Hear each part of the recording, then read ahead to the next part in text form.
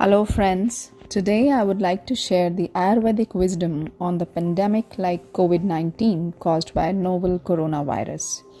The viewpoint or perspective on the immuno-boosting diet, herbs, lifestyle, and above all, attitude. So, Ayurvedic scholars and rishis like Acharya Charak and Sushrut have recorded communicable diseases and pandemic in their samhitas as Aupsargika roga or Janpadodhwansa. The concept refers to a situation where there is widespread damage to air, water, land, and time, or in short, to Mother Nature.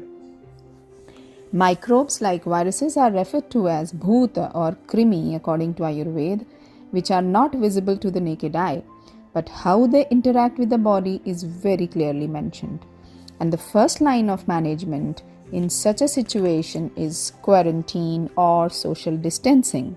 Now, coming to the point, what Ayurveda can further offer to minimize the effect of such viruses so that you don't suffer much.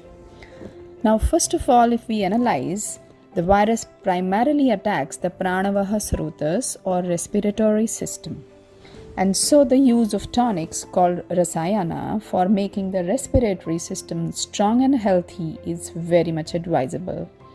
Herbs such as black pepper, ginger, curcuma, tulsi, which is holy basil, cinnamon, long pepper, and vasa. They work very well on ear, nose, throat symptoms such as on the post-nasal drip, dry cough, or formation of thick mucus which blocks ultimately the airways.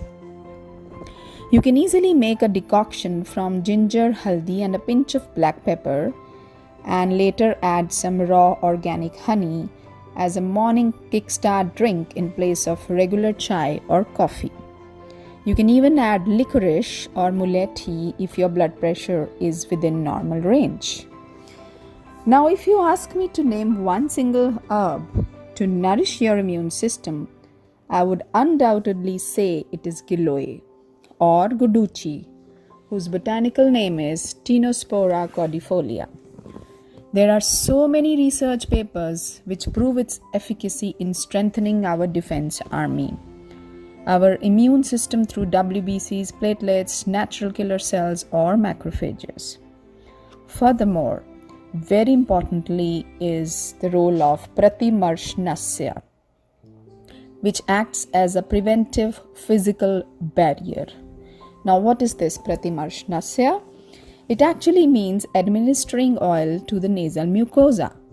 It could be sesame oil treated with curcuma or mustard oil or anu tailam, which is a classical Ayurvedic preparation.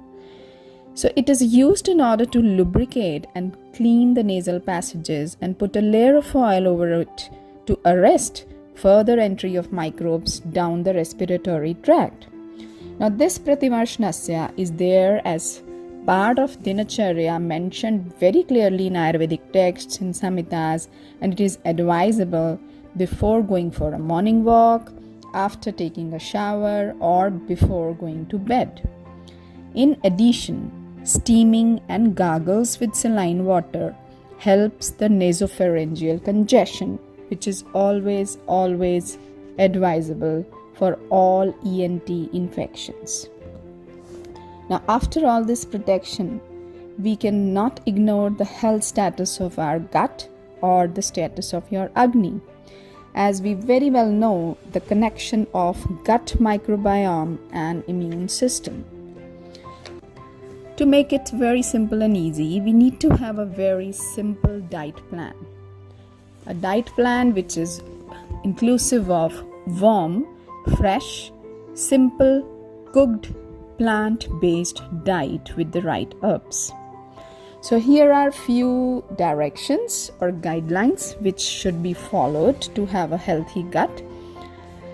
Have more liquid-based diet, such as a variety of vegetable soups, soupy khichdi or porridge. Have sips of warm water throughout the day and keep your oral tract hydrated with warm water. If your Agni is low or digestion is slow, and if you are very gassy, have flatulence, you can even have CCF Tea. How to make it? You can take 1 tablespoon of cumin, coriander and fennel seeds each. Cook it with 1 liter of water for 10 minutes and the tea is ready. And you can drink this tea throughout the day, sip by sip, to overcome the gases or the distension that you have. Third thing, binge eating is to be avoided completely. Have healthy diet, and mainly if you're staying at home and not doing any physical activity much, you should be having only 2 major meals. But in those major meals, have variety of grains such as millets, barley, which is jaw, rice, whole wheat, quinoa, ragi, which is amaranth, etc. And with lots and lots of green leafy vegetables and dals and soups. Now what is to be avoided is cold salads, cold smoothies, cold juices, cold milk, cheese, yogurt-based dishes, ice creams, artificial sugar-based recipes, processed food, processed meat, etc. Now, more consumption of ginger and garlic and turmeric and black pepper should be there during cooking. And if you want to have milk, you can only have warm milk cooked with turmeric, ginger and cardamom, because that's going to soothe and prevent the mucus which is formed from the milk. So this is the golden milk recipe. One more very important thing, you should all have more amla in your diet. So it can be through amla powder or amla murabba, which is a preserved kind of amla pickle after washing it thoroughly with water. Or you can even have chyawanprash in your diet to boost up your immune system. Last but not the least, your state of mind and emotions are food for your mind. Please don't feed your mind with negative emotions of fear, panic or frustration. Fear or insecurity not only ruins your mental health but also harms your immune system. In this lockdown situation, Mother Nature has given us actually the opportunity to grow, to connect and to learn. So do what you want to do. Sing, dance, paint, cook or play.